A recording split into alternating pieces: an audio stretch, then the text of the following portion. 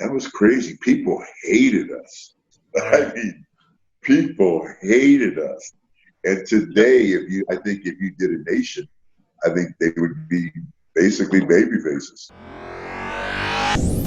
Rewind, Recap, Relive. For over 50 episodes, the revolutionary force in wrestling interview. Then you came back as Kama Mustafa, right? Part of the Nation of Domination. I didn't find out that I was going to be in the Nation of Domination till I got to TV that day. And when I got to TV, they were bringing back Papa Shango. And so they had come up with a whole new, I got in good shape. They had a new look, it was pretty cool. Jerry Lawler, there's pictures on the internet. I don't even have one, but there's pictures on the internet of his face that he painted. I turned and talked to Vince. Vince basically says, Charles, change your plans. He says, we're going to put you in the Nation of Domination. We're going to call you Kama Mustafa. You and Ron Simmons are going to wrestle Undertaker in a handicap match, and you're going to go over on Undertaker. Okay. Yeah, that's amazing. It must be surreal, right? I mean, like you said about rolling with shit, because I look at it like this. They're paying you, and they're paying you good to do a job. So, okay. Are you going to keep paying me what you said you're going to pay me? Okay. And so I met Ron Simmons for the first time that night. I knew who he was, of course. I followed his football career. But I've never met him. And then I met him that night. We talked and we ran over things. And to this day, me and Ron are good friends ever since that day. I talked to Ron yesterday. So that's it was awesome. a great group to be part of. I remember when Vince came to, he called me and Ron into the office. He's like, hey, he goes, do you guys know who Dwayne Johnson is? And I didn't know who he was. And Ron's like, yeah, man, yeah. He goes, listen, I'm going to do this. I'm going to bring him in. I'm going to do this with the nation. He laid out the whole thing that he was going to do. And he said, once I get people to hate this kid, he said, he's going to be the biggest thing wrestling's ever seen. And that's what he Vince told me, Ron. Wow. And so we went and talked to Dwayne. At that time, he's just Rocky Maivia or whatever his name was. Yeah. So we went and talked to him, and because Vince kind of laid out what he was doing, so we do. And we're like, you down with this? Because at first he didn't even want to wear the colors and shit.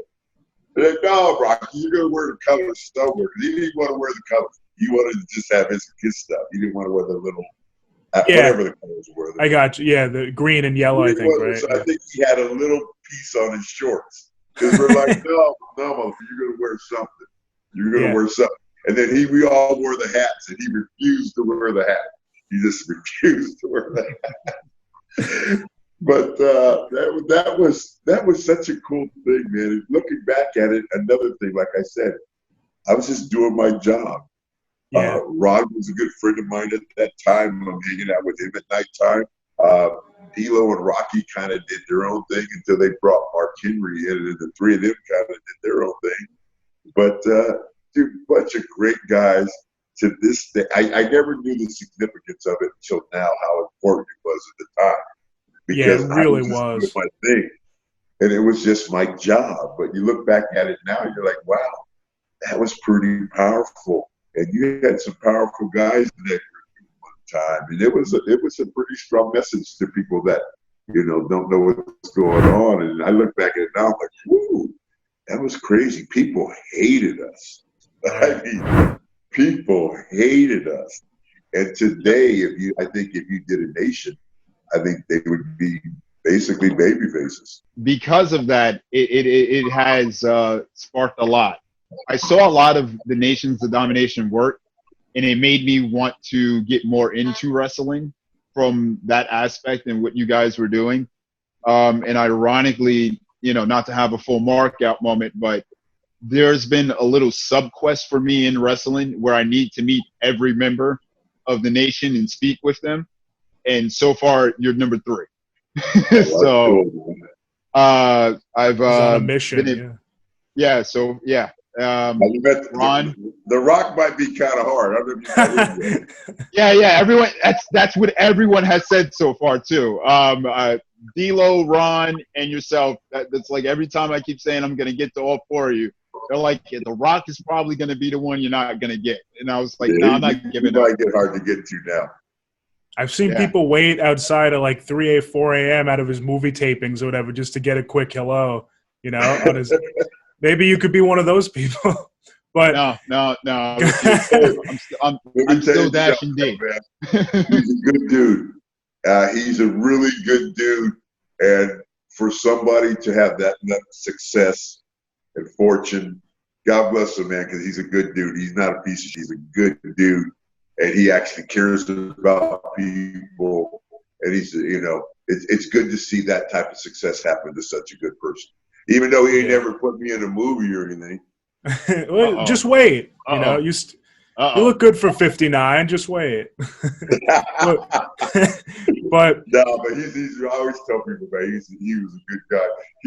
He took himself out of the car with him. At first, Vince wanted us, me, D'Lo, Ron, and him. He wanted us all to ride together. And so we're like, all right. So we rode together. And then one day, Rocky said, "Hey, man," he says, "I can't ride with you no more." What do you mean you can't ride with me no more? He's like, "I can't be in the car with you no more." I'm like, "Why?" He goes, "Dude, everywhere I go, I smell like weed." He goes, "I don't even smoke weed." He goes, "I don't even smoke weed." Everybody's like, "Hey, Rock, you smell like weed." He goes, "I can't go places." I'm like, "Well, take your ass out, Mom, because I ain't gonna stop smoking." So yeah, that's great.